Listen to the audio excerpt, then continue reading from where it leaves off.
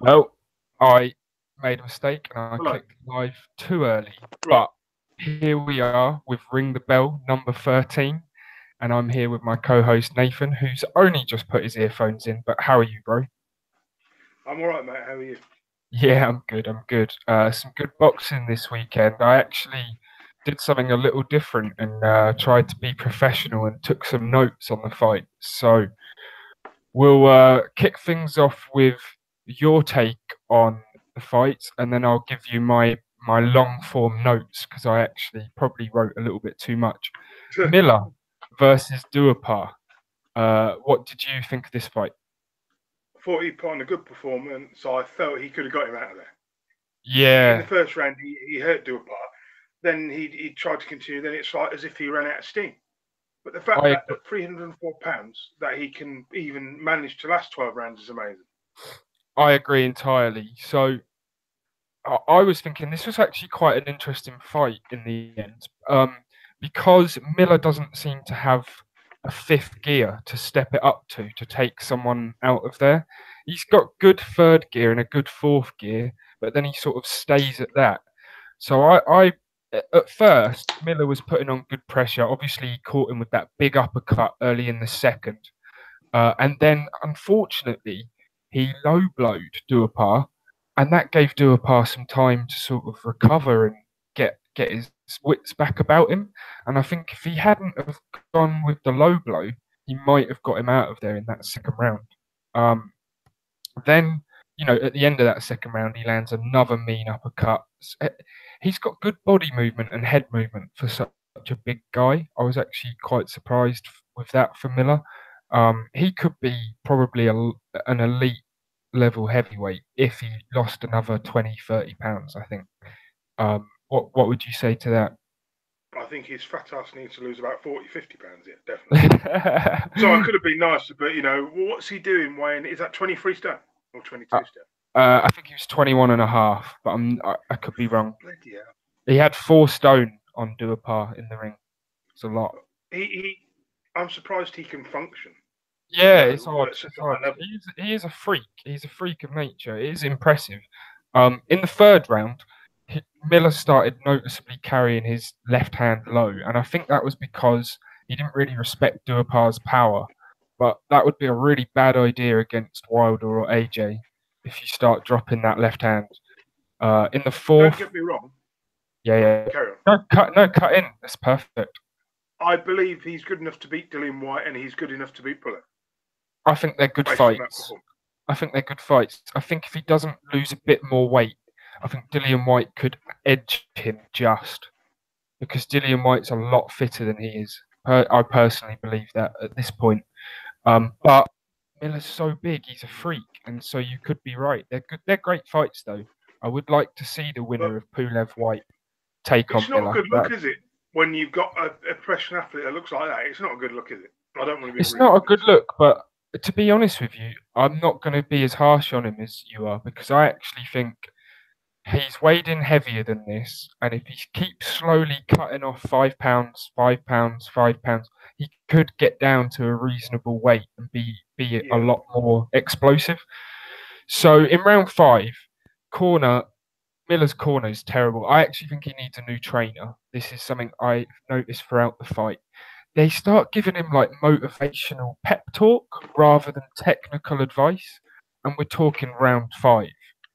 Like you don't really need to be trying to G your fighter up in round five. I mean, unless you want him to go to war, and that's the only thing you, you've planned for. So I suppose that could be that what they were going for. But it's weird, man. You should be telling him little in round four, five, and six. They're sort of the rounds where you should be working on the small things that are gonna take over the fight, not just sort of trying to G your guy up. It was a bit weird. Duapar was quite crafty on the inside on round five, but you could just see that Miller was just way too big and strong for him, and that's kind of why Miller. That was sort of the uh, overall feeling in the fight is that Duapar was doing some good boxing, but he didn't have the power to hurt Miller, and Miller was always going to sort of come onto the ropes and bully him somewhat. It was good for what it was up until this point, but it did start to get a little bit better in my opinion. Because round 5 was quite close, but I still edged it to Miller.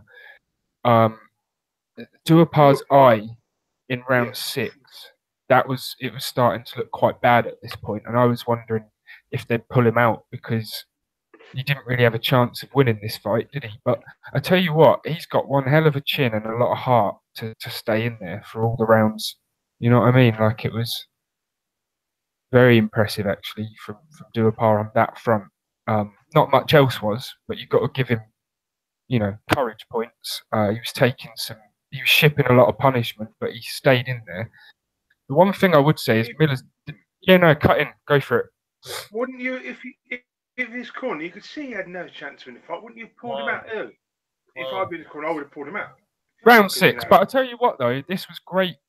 I'm happy that they didn't in some ways for Miller because that was a great learning fight for Miller. He can look back at that and see why he was getting caught. I mean, he was so in round 7. No, I'll start on round 6. Duapar's eye, yeah, we said that it was marking up badly. Miller's jab is very powerful when he uses it properly, and it's almost like a power shot, like Golovkin's jab in a way, because he's so big. It's like a bludgeoning thing. But Miller has some pretty sloppy defences. Do you possibly agree with that? Well, his defence is awful. When you're getting caught a lot by a 38-year-old aging, tired fighter, it's not a good sign. But I think he fights to the level of his opponent in some ways, and I think he'd probably look to be more defensively clever against someone with more power. He was at round 7, man. I was thinking the same thing as you. Like, he should be knocking this guy out now. He should step it up. These are the rounds 7, 8, and 9 where he should have really turned it up one more gear and taken it to Duapar. But I don't think he had that gear in him. I think he needs to lose 30, maybe 40 or 50, like you're saying, pounds to find that gear. Because it's impressive to fight for 12 rounds at the pace he did, but you could see he's lacking that explosive finishing touch. Shall we be fucking honest, right? I don't like to swear, and Anthony Joshua would kill him. Would kill Miller. And it's so obvious. At the moment, I agree, yeah. But Miller could still be a threat to some. I think Miller versus Wilder is still a good fight because Wilder's so long. He wouldn't beat either guy. We need to be real here.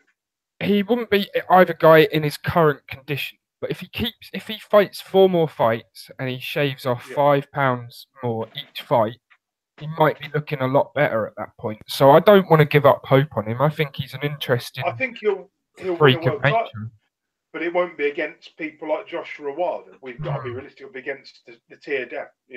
He's not. That's very possibly true. But he would beat Manuel Chara or Oquendo, you'd say, wouldn't you? Anyone would beat Manuel Chara. I mean, let's be honest. I don't know. You're too kind, mate. You're too kind. Yakov Gospic might have a little bit of a field day. I'm sorry, Miller, great fighter, but he's got so much more to do. He's got. I agree with you in a lot of senses there. Round 7, he starts like shit talking Duapar quite aggressively in the middle of the ring, and I'm surprised that if that was in a UK ring, you'd have to say the ref would give him a warning for that, wouldn't he? Yeah. What was he actually saying? Fucking come on! It wasn't anything too bad, but it was just so it wasn't fighting, and you know what British refs are like. If it's not part of the fight, they kind of tell you to shut the fuck up, don't they? I've actually seen refs say stuff like that to fighters who are shouting in UK rings. So he needs to be careful with that a little bit. Some of his work, generally, he needs to be a little bit careful with because he throws a lot of elbows and forearms in there because he's very sloppy. But that's something that just happens in a heavyweight fight anyway. Miller's looking all right in round 9, and he's winning the rounds. Duapar's looking very tired at this point.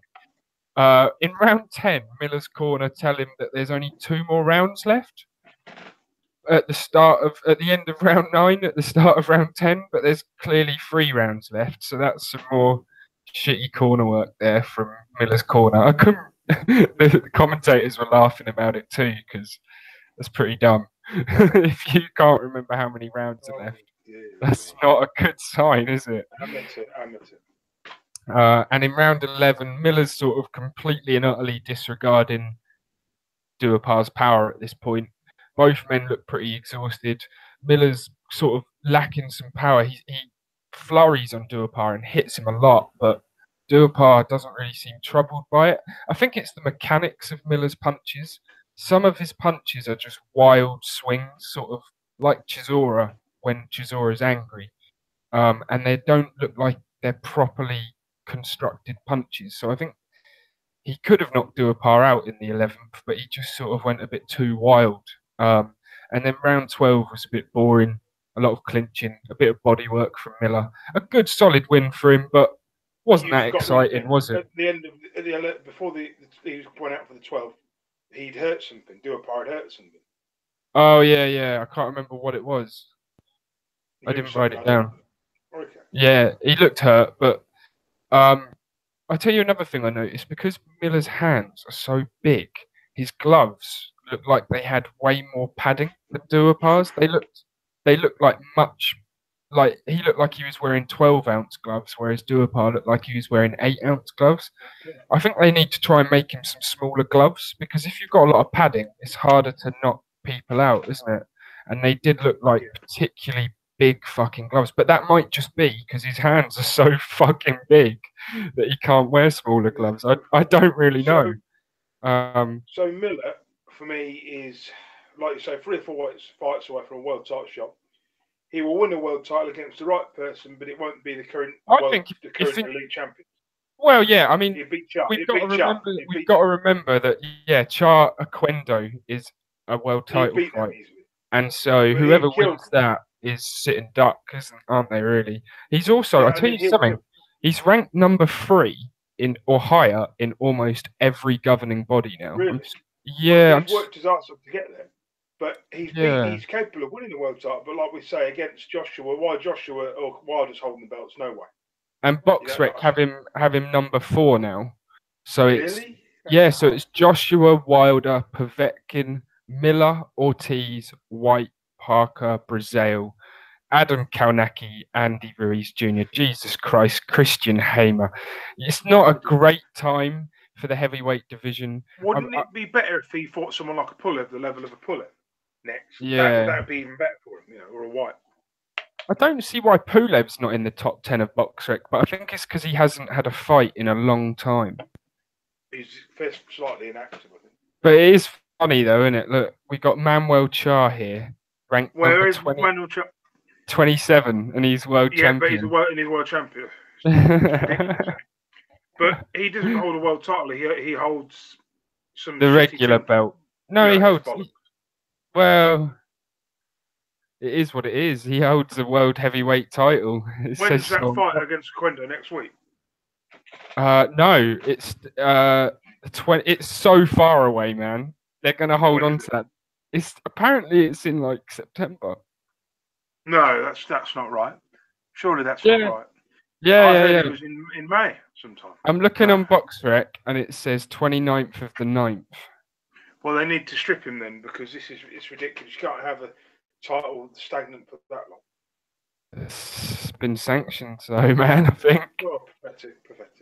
Strip Manuel Char just for being crap, and give it on the belt to someone decent. The problem is, right, Manuel Char would actually beat some of the guys above him. So you got a washed up Bermain Stavern. I think that's a close fight. You've got Erkan Tepe. I think Manuel Char beats Erkan Tepe as long as Erkan Tepe is drug tested. You got Lucas Brown, same thing. As long as Brown's drug tested, he'd probably beat him. Bryant Jennings, that's a close fight because Bryant Jennings has no fucking power, and we'll come on to that. And he's boring to watch as well. And we'll come on to that in a little bit. Johan Duopar, you'd think that Manuel Char versus Duopar would be quite close, actually. Duopar would be it'd be a close fight, I think. It'd be all right. It'd be an all right fight. I'd like to see that sort of fight for that belt. If that belt was used to sort of get the C and B tier heavyweights into world title fights, that would be all right. It'd be a useful. It would have a reason, that belt. You'd understand why that belt existed at that I like point. Manuel Char, believe it or not. I actually am a fan of him because he's so he's got a good story. Well, he's like a guilty pleasure. I think he's also got quite a good story behind him. I can't remember what it is. He came from Lebanon or something. Yeah, but I also, I think there was something else.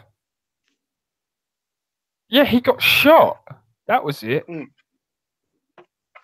Char was shot 4 times in the abdomen and underwent surgery to save his life. So to come back from that and win a world title is that's something to be proud of. So I like that. I think there'll probably be some sort of movie made once you've been shot and once you've been shot and you come back and win a world title, that is some sort of Rocky movie or something, isn't it? It's quite a dramatic.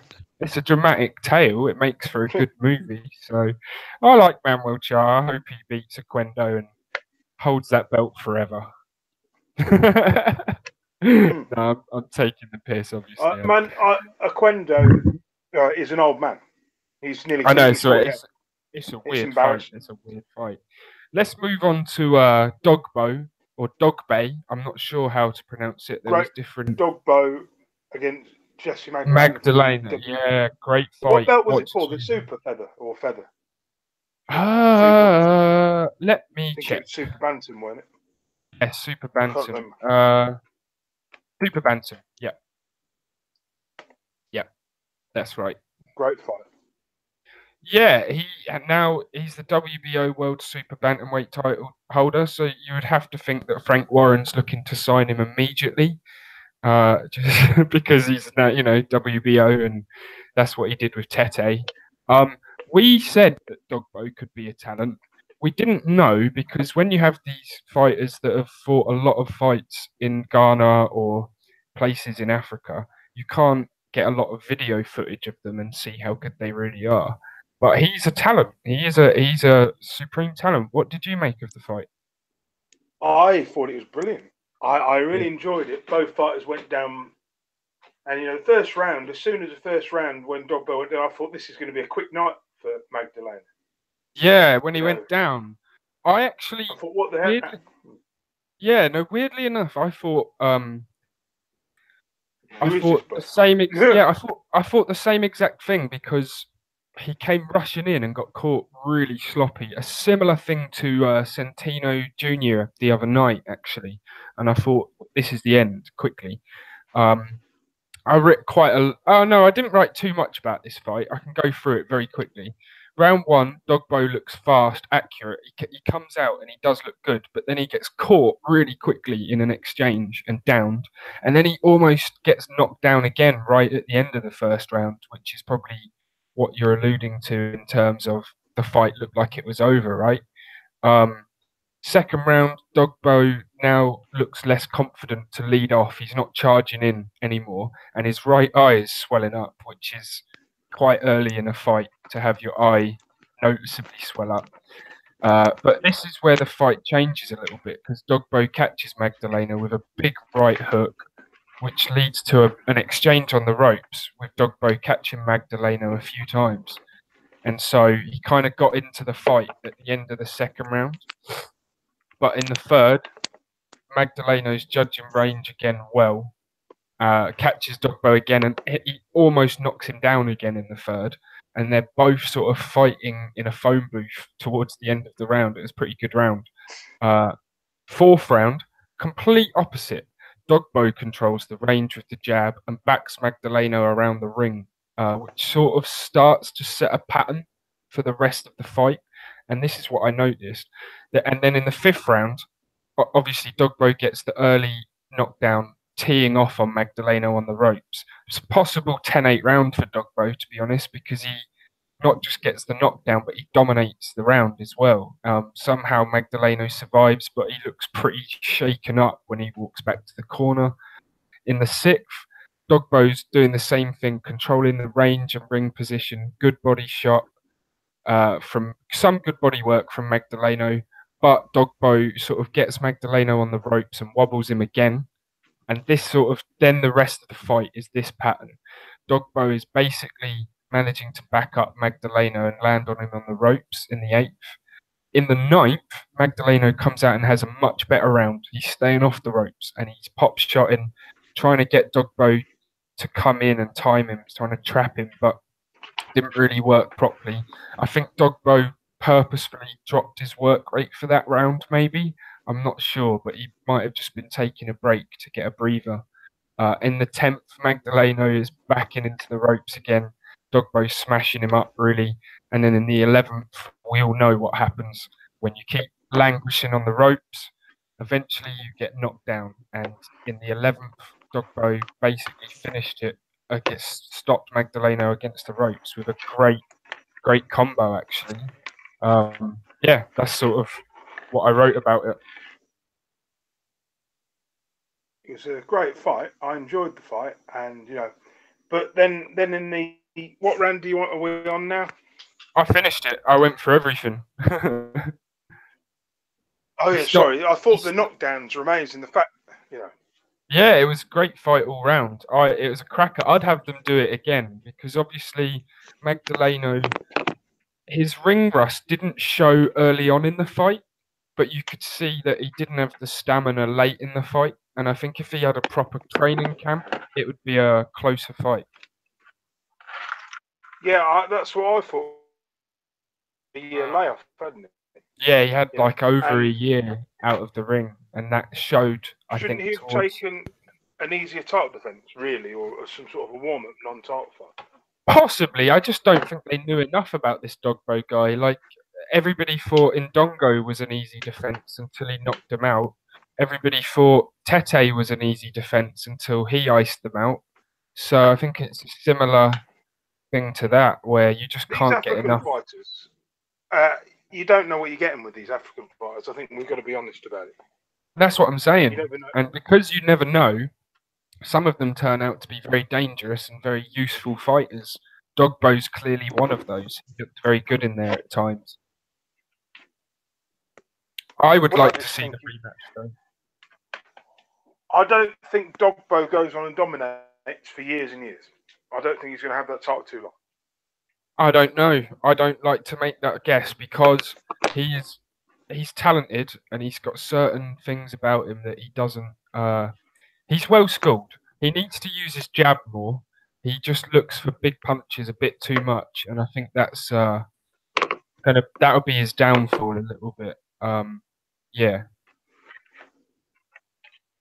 So good little fighter, but sorry. Anyway, carry on. Well, I was just going to say, yeah, we've covered him. I think he's young. He's 23. He's in a good division. He's a bit short for that division, but we'll see what he does next. It could be good. I think the rematch might happen next. There was a bit of bad blood between them. I think we'll see. Could you imagine him and Rigondeaux fighting each other? That would be a great fight, wouldn't it? It'd be another great fight. You're right. I think Rigondeaux would win. I think it's a close fight. I think Rigondeaux 2 years ago would win. We're not so sure after his recent loss, but maybe, yeah. It's a good comeback fight for Rigondeaux if he wants to take it. Definitely. I mean, I'd like to see it. Yeah. But I don't think... Sorry, carry on. Well, I thought we should move it on slowly to Katie Taylor. Absolutely cracking fight, I thought. The thing is, she's so many miles above her opposition, but this time, is it Bustos? I think that was her name. Put in a really good performance in the last 3 or 4 rounds to at least try and make it a scrap. I was impressed with that. It's one of the best women's fights I've seen in a long time, anyway. One thing I'm still annoyed about is why do they have to be 2-minute rounds and only 10 of them? Both of those women were clearly fit enough to handle 12 3-minute rounds. And if they want to make that side of the sport sort of taken very seriously, then there's no reason to have the difference in time limit and round numbers. That seems a bit bizarre to me. But yeah, in the end, she was far too skilled for her opponent, landing the left hook at will, judged range pretty much fantastically all fight, did the amateur sort of in and out of range sort of style. Bustos turned it into a scrap in the later rounds, and she showed a lot of heart not to take a knee or retire on her stool because she was losing the fight quite badly. But yeah, it was a good fight, good unification win for Katie Taylor. What did you enjoy this fight, Nathan? I did. I thought very one-sided, really, wasn't it? I don't like to be too negative. It was one-sided, but she had to be at her very best to make it look that one-sided. And Katie Taylor is just that good. It's sort of like watching Billy Joe Saunders box David Lemieux. Like you could put someone quite good in against Katie Taylor, and she's still going to make him look pretty bad. So it's one of those. It's quite hard to match her, isn't it? Because she is at the top of her sport. But have you noticed something? That all the people at the top of the women, if you look on Boxer, they're all bloody Argentinian. Yeah, it's interesting. I think that's because women's boxing is obviously. There's some Brazilians too, and women's fighting has been big in South America for a lot longer than it has in sort of, the European or North American countries. So that doesn't surprise me too much. They've had a bit of a head start on the pro game. We won't mention the Falcons. Sorry, I didn't mean to say that. We just did. No, that's funny. It's funny. We shall move swiftly on to Skeete versus. I'm not even sure how to pronounce his name. Spanish guy. Just do his first name. That's easy. His first name's easy. Kermal, I think it was it? Yeah. It was a very quick fight, this one. I didn't make very many notes on this one. Skeete looked pissed off immediately because I don't know if you know this, but they delayed him coming out and his ring walk for ages to sort of make. It's a trick you do to make sure that the fighter isn't properly warmed up. It happens a lot when you travel away, sort of delayed ring walks for one reason or another. And so he got caught cold pretty much. And in the second round, he got downed, never really recovered from it, took a body shot, but I don't really think it was the body shot that downed him. It's just that he was still wounded from the first shot, the first knockdown. And then the fight was just stopped easily because he got knocked down into the ropes again. It was a good performance from Lazaraga. Oh, there you go. I've tried to say his name, but Skeete should probably feel just like gutted with that because he's not a bad boxer, and he was just made to look. He's made to look ridiculous in that fight. The crowd was loud. The crowd was behind Lazaraga big style, and maybe that sort of that. I don't want to make excuses for him, but I think. Shall we just? We've got to face facts. I think Frank Warren should take a hard look at himself for this one because he sent him over to fight in Spain, and you could hear the crowd was mental. This Lazaraga guy is obviously a talent. He carries power in both hands. You can clearly see that, and so it's just terrible matchmaking from Frank. Like if you're going to try and get this guy, you should try and bring him over to the UK. Surely, wasn't Bradley Skeete I'm going to look at the WBO rankings. Wasn't he the number one contender?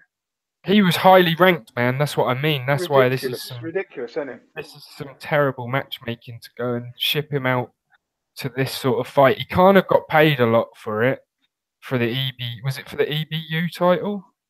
Yeah.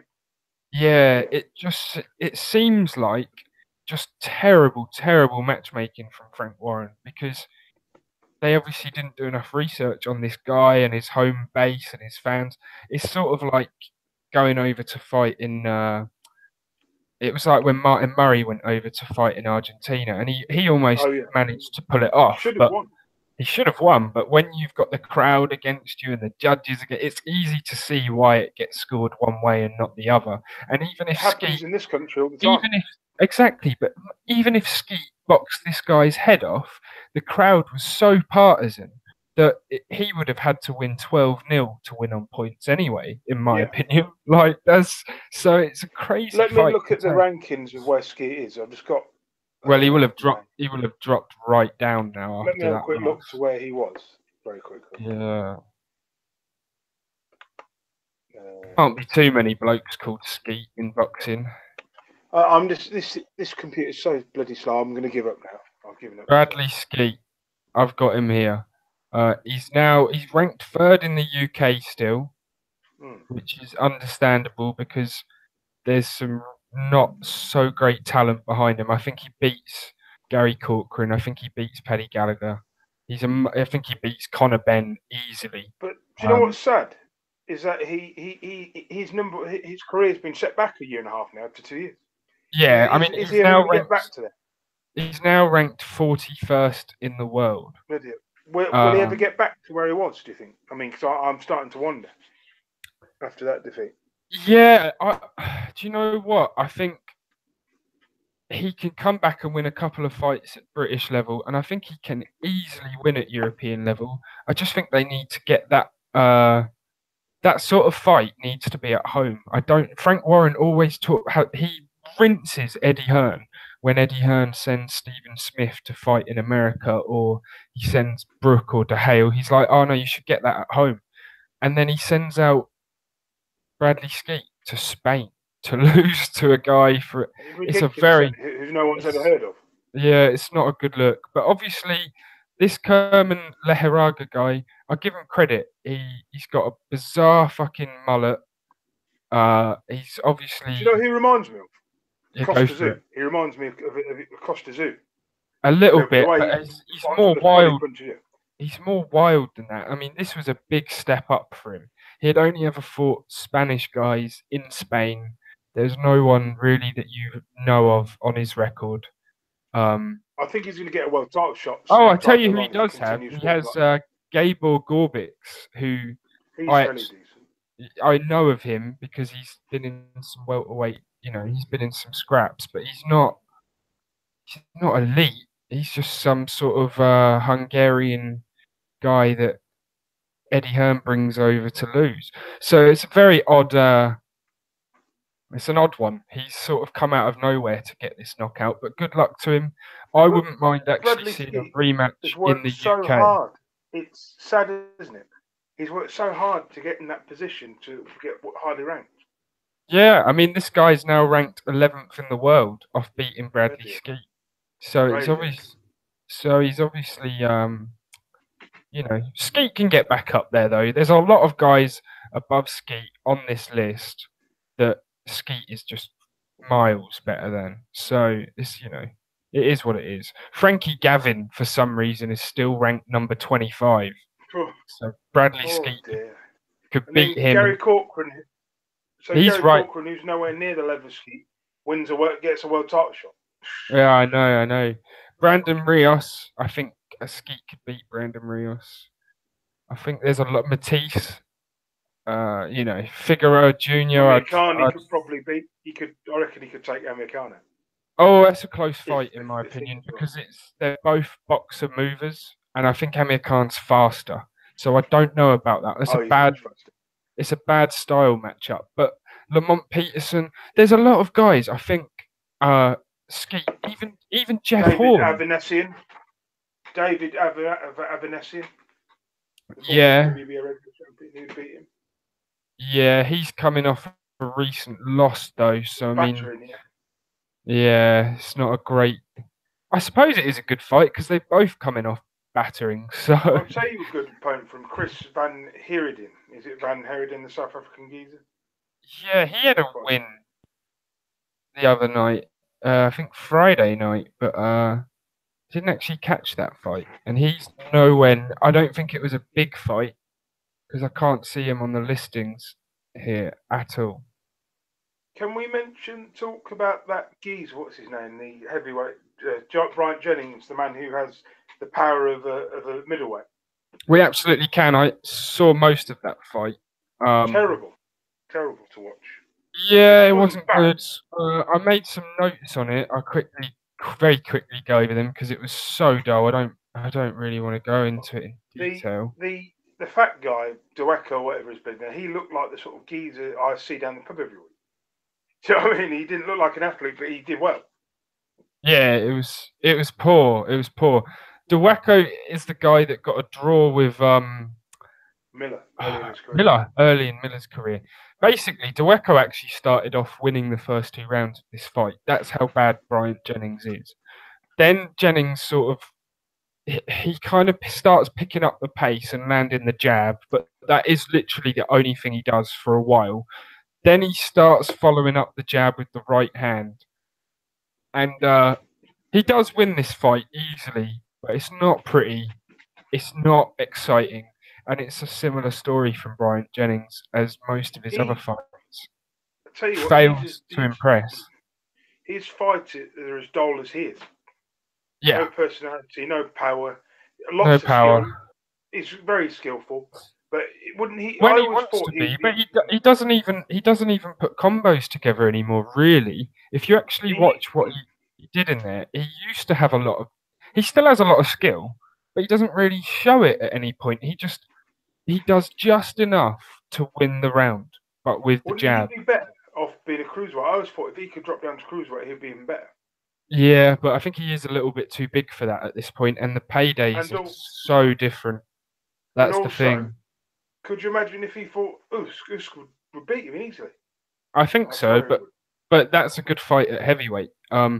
He'll get paid a lot of money for that fight at heavyweight, whereas he wouldn't get so much at cruiserweight. That's sort of. I'll tell you a good fight for him, Andy Ruiz. That would be a good fight. Yeah. Maybe not. Maybe not. I think Andy Ruiz puts on too much pressure. I think he'll catch up to Jennings. Oh yeah, Ruiz beat him. Well, yeah, maybe. Could you imagine him and David Haye fighting each other? That would be an okay fight. That would be about even. At this point in their career, but I don't think there's enough money in that fight. Haye wouldn't beat Jennings now, would he? Now, I wouldn't have thought so. No, I think he. I think it depends how much of it. It depends what Haye does against Bellew. That's the truth of it. You wouldn't pick but Bellew also, even if Bellew to beat Jennings, I probably would, because Bryant Jennings just doesn't do enough in the rounds. So Bellew would build up pressure, and Jennings is not a big puncher. He's probably a lesser puncher than Haye. When he fought Klitschko couldn't knock him out. Jennings didn't do anything. Klitschko didn't do anything in that fight.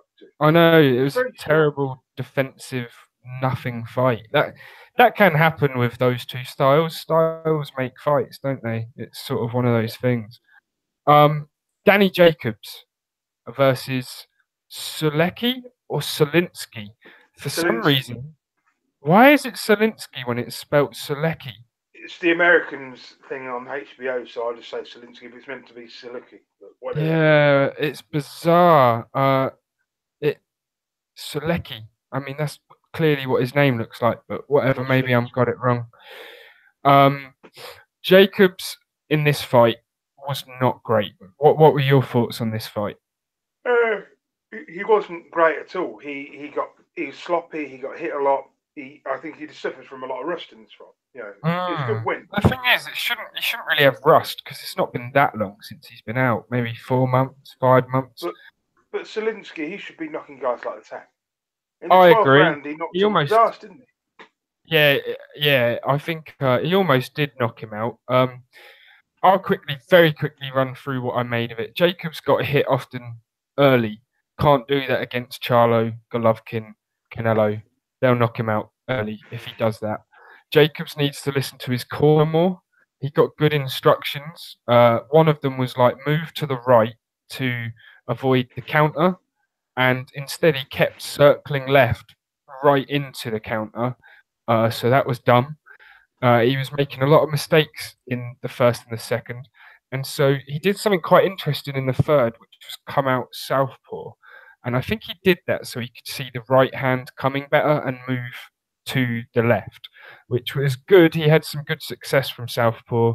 Good left hook at the end of to end the fourth round as well. But in the fifth, he was still getting caught.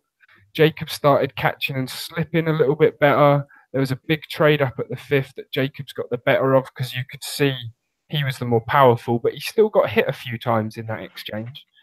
And then Jacob started doing something very bizarre. He started holding his feet and getting sort of beat to the punch. And I think I gave Selecki the 6th round just about. I think it was a close round. You could give it either way, but Jacobs just sort of let Selecki hit him in that round. In the 7th, Jacobs got caught a lot, and I felt like he lost that round. In the 8th round, Jacobs, I made another point that he needs to listen to his coach more. He was getting shouted at to target the body, and even the commentators were talking about it.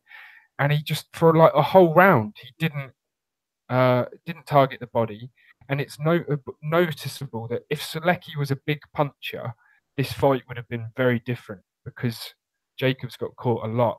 In the 9th, Selecki finally sort of slowed down, and Danny sort of didn't seem afraid of Selecki's power anymore. So he sort of starts walking through him. Selecki does some good work in the 10th, but Danny lands some clean left hooks some clean left hooks upstairs. 11th, there's some good body work from Danny, but he's still getting caught in the 11th round. 12th, he gets that big knockdown early in the 12th, but he fights for the rest of the round with his hand. He sort of tired him. He weared himself out going for the knockdown because for the rest of the round his hands were very low and he looked very tired. But he got the win, a good enough win, but it wasn't a masterclass. It certainly wasn't, you know, you wouldn't be shouting out for the GGG or Charlo fight next, would you? I mean, he's going to have to take a big fight next, but I don't. If that performance was the best he's got, Charlo might beat him. You know.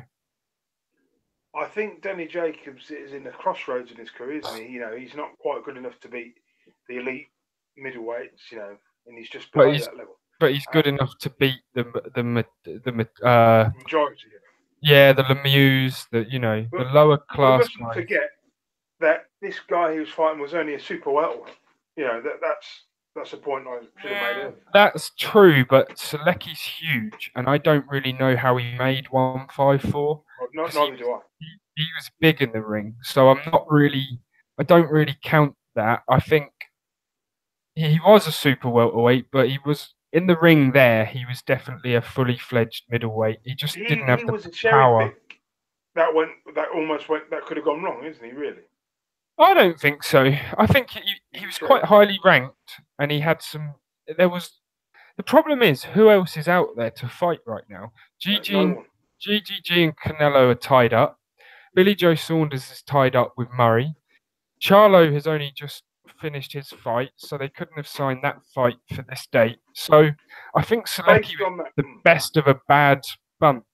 Yeah, based on that performance, Billy Joe Saunders would annihilate Danny Jacobs. I think he would walk straight through. Too fast. He wouldn't annihilate him, but he'd beat him. Yeah. I don't think he'd walk straight. I think the problem is Danny Jacobs still carries a lot of power, and so I think Billy Joe Saunders would have to box and move the same fight he did against Eubank Jr.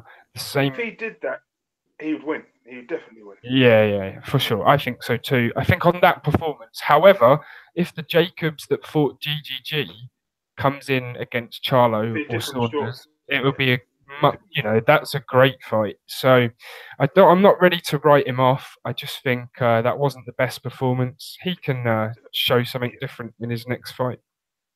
Have you noticed in the thing they keep going on about? Obviously, we know what happened to him early in his life 4 years. Cancer, yeah. They keep making reference to it. They don't need to mention it every 5 minutes. You know. Well, here's the thing. We're aware of what happened to him. They're gonna mention it because it's a sort of story builder. The same way every time Crawler fights, they mention his head injury and burglary, and the same thing every time Kell Brook fights, they mention his machete attack and leg injury thing. Yeah, but to me, I don't think it's relevant anymore. We know what happened to him. I agree, but they're always enjoy it. Stop being so negative. You know, he's a good fighter. Let's talk about now. Let's not talk about the bad I completely agree with you, but the networks are always going to use those things as a selling point for sure. Well, it's distasteful, in my opinion. It's the same way they're going to use Tyson Fury's time out of the ring as his selling point for his return. So, yeah, it is, but what can you do? They're not going to stop doing it, I don't think. I agree with you though. They should, but will they is another matter. Smith Ali cancelled. Thoughts? I'm gutted for Smith. I really am gutted for him. He seems to get this a lot. I'm actually somewhat happy he's pulled out because they can reschedule the fight. And in the Canelo fight, he got cut and couldn't spar. And in one of the Liam Williams fights, he got sick and couldn't do some training in the build-up. So this time he needs a proper camp, and it's sad that it's happened, but it's good that he didn't try and go through with the fight while sick. That would have been a bad idea. Saddam Ali has a replacement opponent. I know, but Smith's still he's going to get the shot at the title when he's ready next. So this guy he's fighting is a game called Jamie Maniga, and he's number one in Mexico, and this geezer's only fought out of Mexico twice. Yeah, I saw him, but I've never heard of him. I saw that he was the replacement, but that's the first time I've ever heard of him too. It could be an all right fight. I don't, it's just whatever. When you get a late notice pullout, it's the best of, you make the best of the bad situation, don't you? So nothing to be done about that. What action is next week? Let's quickly go through that. So David Haye. David Haye and Bellew. Yeah, I thought we should probably turn that into another podcast, sort of a little bit later in the week, when people are getting more excited. What about Sam Sexton? Sam Sexton briefly touch Fury? Yes, we can. I wanted to touch on that card very quickly. Yes, I will bring it up. Sam Sexton. Definitely sounds like a porn star name. Oh dear. Let's see what. I'm just clicking on the event myself to see what. There's not a lot. It's not Savannah Marshall. It's not much of a card, is it? No, Reese McMillan, Jake Barton, George Brennan. Oh, that's 2 weeks away, isn't it? Sorry. Yeah. There's not a lot on that to be overly excited about. Even Sam Sexton, Hughie Fury is not that exciting. It's it's a foregone conclusion. It is for the British heavyweight title, so I will watch it. But I mean, BoxRec have only given it 2 stars as a fight, and I kind of agree with that personally. I think I'm glad to see him out fighting for some sort of a title pretty quickly. It's a good return. It's a good return fight, but it's not. Sam Sexton just doesn't have the skill to deal with Hughie Fury, does he? We know it. Everybody who knows boxing knows that this fight will go one way. Yeah, I don't understand why he'd want to fight for the British title then. That's one thing I don't understand. Well, there's some good fights out there. It's a good route. It's a good route forward, considering where he is.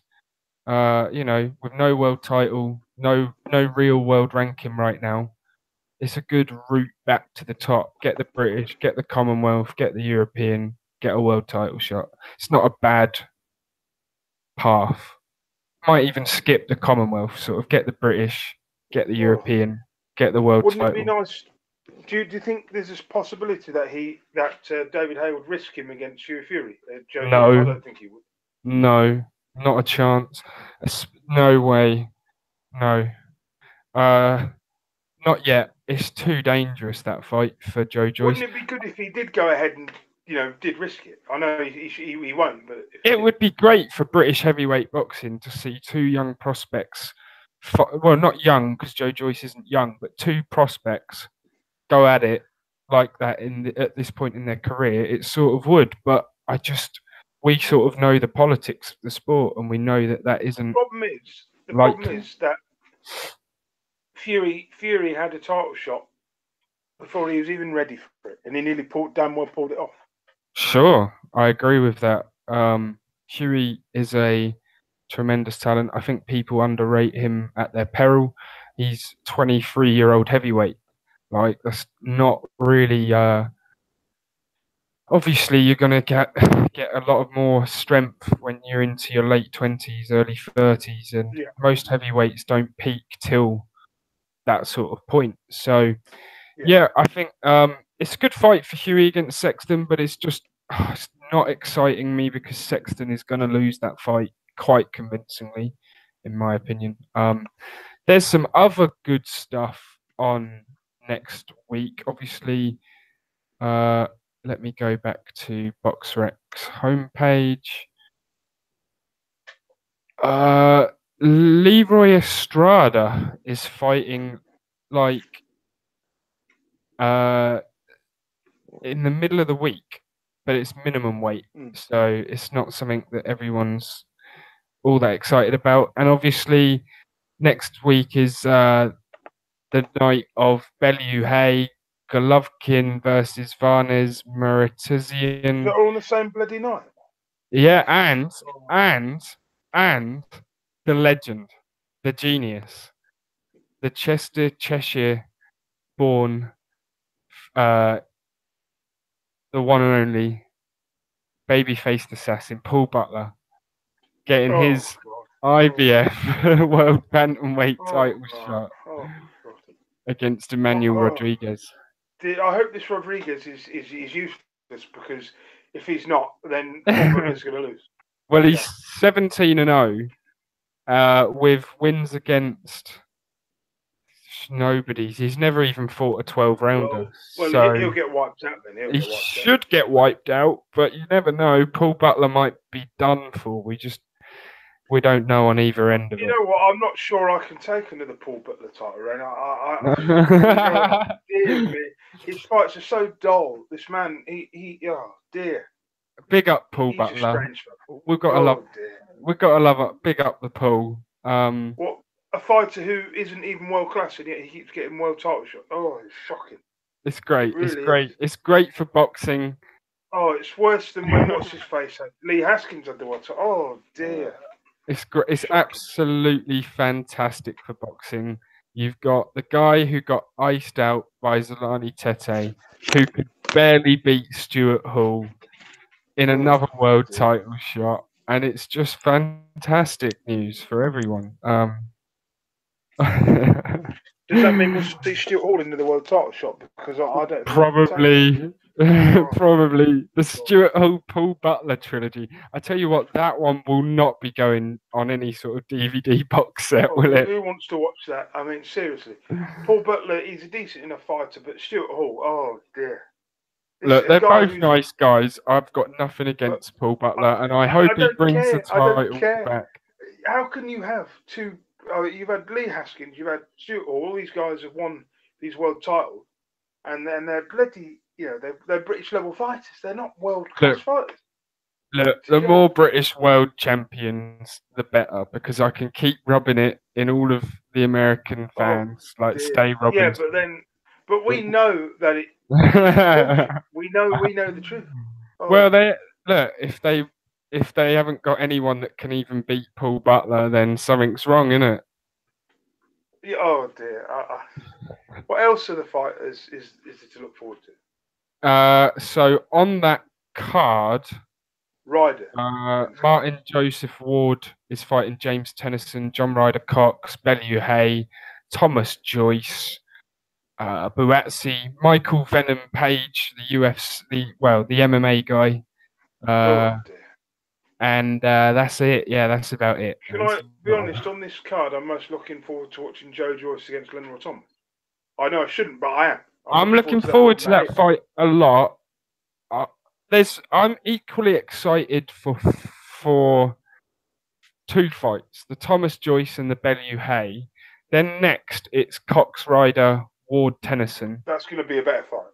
But of course, the best fight of the night is obviously Paul Butler versus Emmanuel Rodriguez. No one can even argue about it. No one even cares about Paul Butler. I tell you what. I tell you what's really funny, right? Is if you actually go on BoxRec, Bellew Hay has 3 stars. Paul Butler versus Emmanuel Rodriguez has 4 stars. So it is actually the best fight of the night. Oh, for God's sake! It's this BoxRec guy been on heroin or several cans of Foster's. This is embarrassing. How hard can it be to rank people accordingly. It's not hard. It's not rocket science, is it? Some of the beats such and such, you rank them higher. No, it's not rocket science. That's why Paul Butler, the best fighter in the world, is ranked number one. This is almost as embarrassing as when the WBO in 1999 ranked a dead fighter. Oh dear.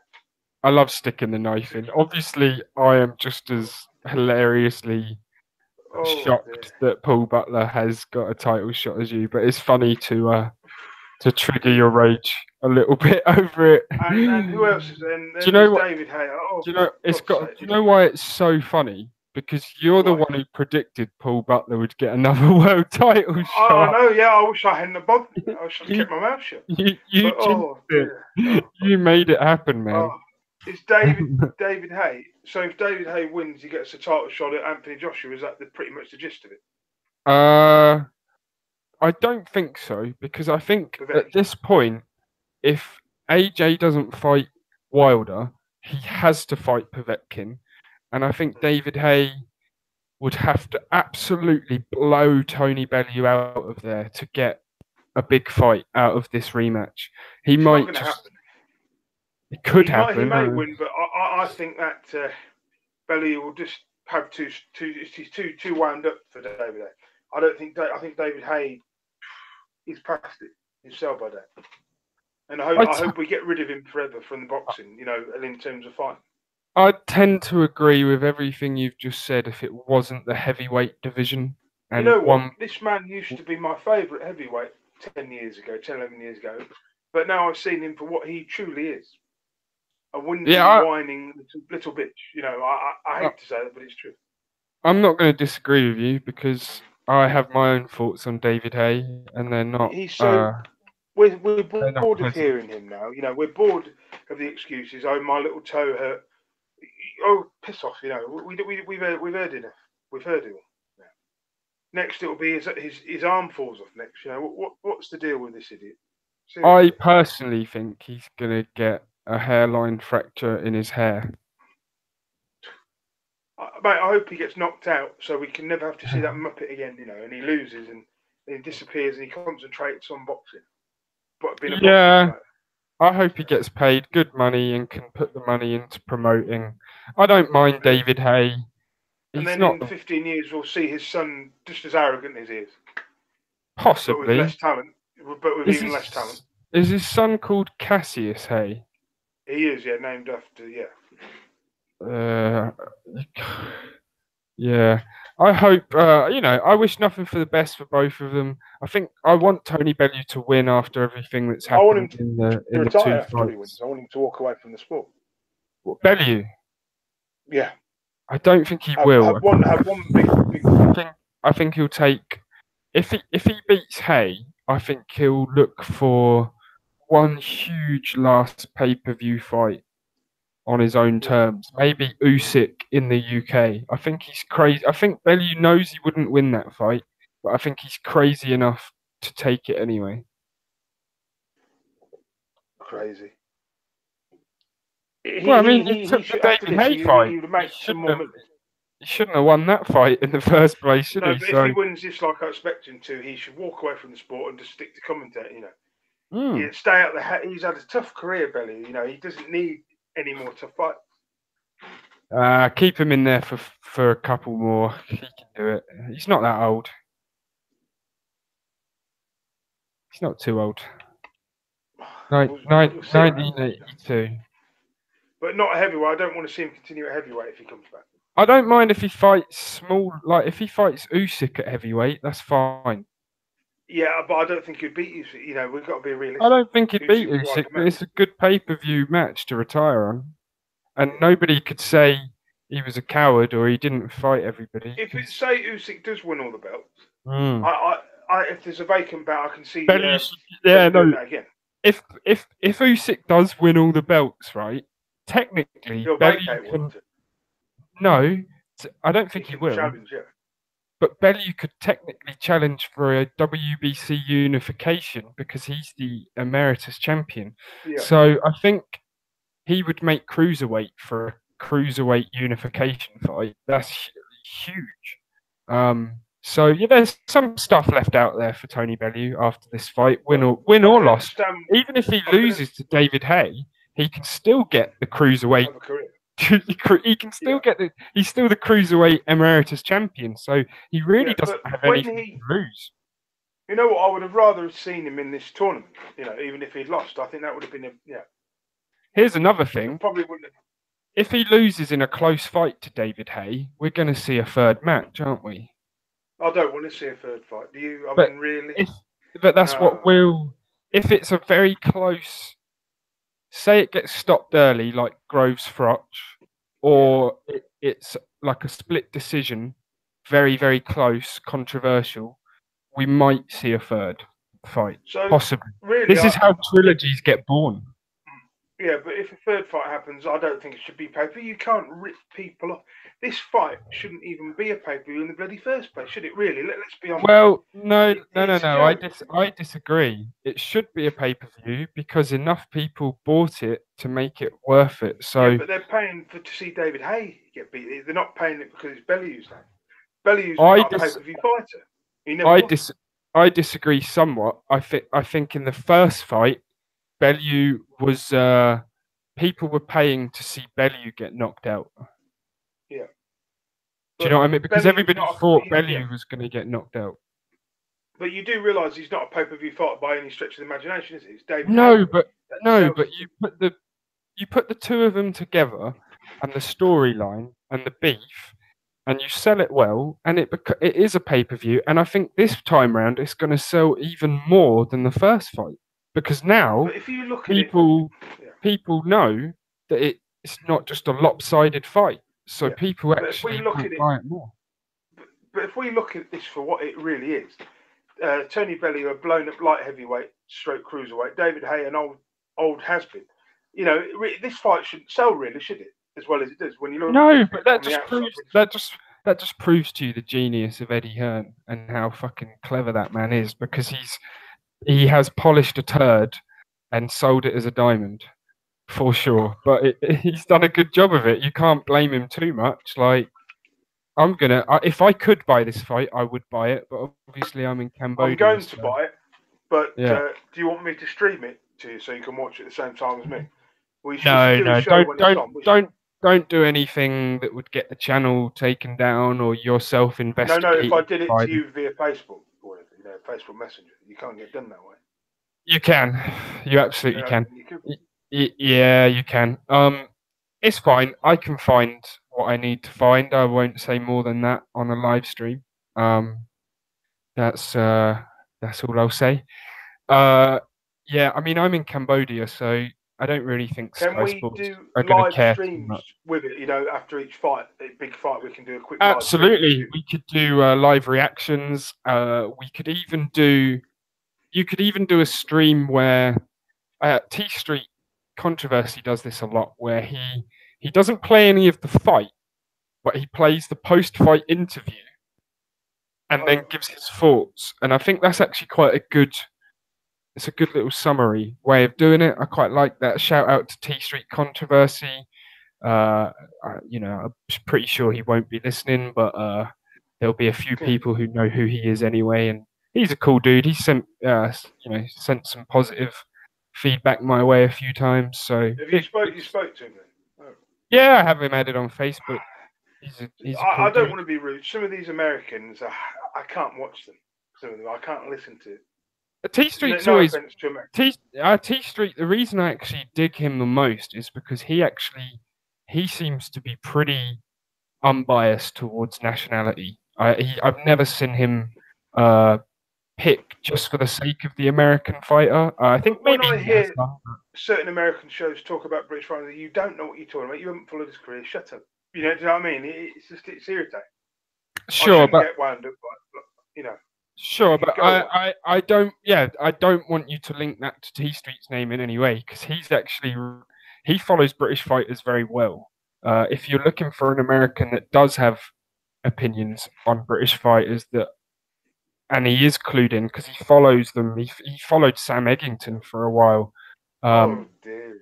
Yeah, he follows everyone, so you got to give him credit. You got to give him credit for that. But so some of these Americans are so far up their own arse. Sorry if I've offended any Americans.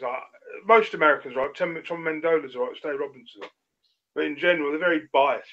So a lot of these Americans. I think what the difference is. So you've got the hardcore fans, and they understand boxing.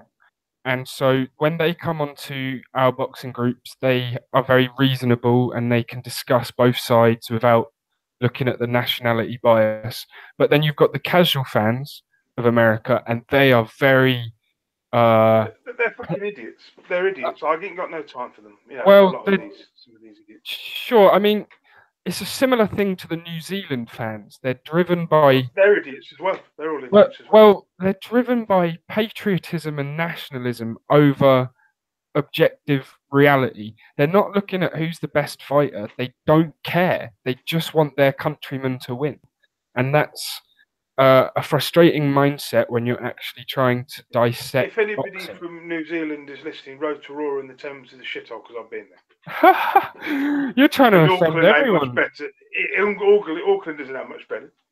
Jesus, trying to offend everyone tonight. Trying to throw them. Oh dear me! If you want a Chinese takeover and curry, go to Auckland. Trying to throw them bombs. Trying to throw them bombs. And all the Maoris are alcoholics as well. Sorry, I don't care. I didn't mean to say that. Sorry. It's really true. You go there, you see it, mate. Oh dear. And they all shag sheep. They're backwards. Sorry, I didn't mean to say that as well. I did mean to say that. You're gonna get no. You didn't. You definitely didn't. That was all a slip of the tongue. You're gonna get our channel absolutely hammered on the monetization front. Oh dear. Sorry, I'll behave myself in future. Sorry. It might already be struck down before we can do anything. I hope not. Shit. I'm telling you, man. Yeah. YouTube has been killer lately. Like. Oh no. Yeah. YouTube has been killer lately. But so that was pretty much everything. I'm gonna have to cut off the stream before Nathan actually gets us shut down. No, there was one last topic I wanted to talk about, which nicely leads into you dissing the Americans. $50 million. It's bullshit, right? Yeah, of course it fucking is. That's all? Yeah, I mean, I agree. It is bullshit. You have to take it seriously at first, but the fact that they're like telling Eddie Hearn to agree to the deal before they send a contract over, I mean, what does that even mean? Legally speaking, that means nothing.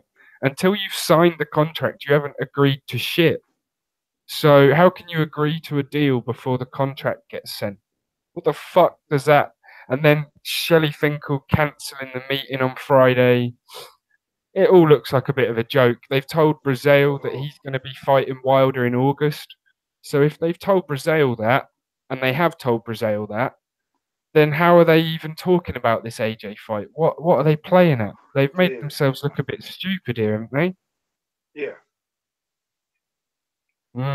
That was my thoughts on it. I just can't believe, like, at first it was a good play by Wilder. At first, because 50 million, you're an idiot to turn that down, right? But the fact that they won't send a contract and they won't meet with Eddie Hearn just makes it look fucking dodgy. It just makes the whole thing look like a PR. Yeah, it's a PR. I mean, there could be. I mean, I don't want to be completely dismissive because obviously Wilder's attached to Al Heyman.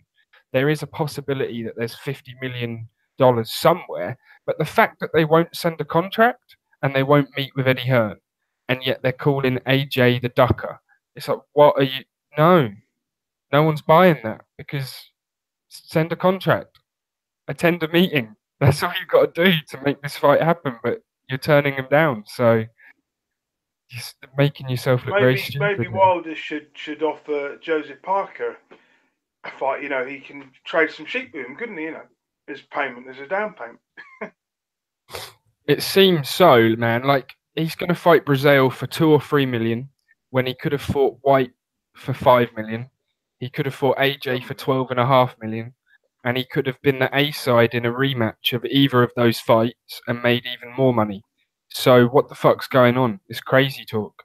We've got crazy talk going on. Eddie Hearn was right. He has stupid people guiding his career. 100%. Stupid people guiding your career, you're not going to do anything, are you? 100%. 100%. If Eddie Hearn was Deontay Wilder's manager or promoter, or even, do you know what?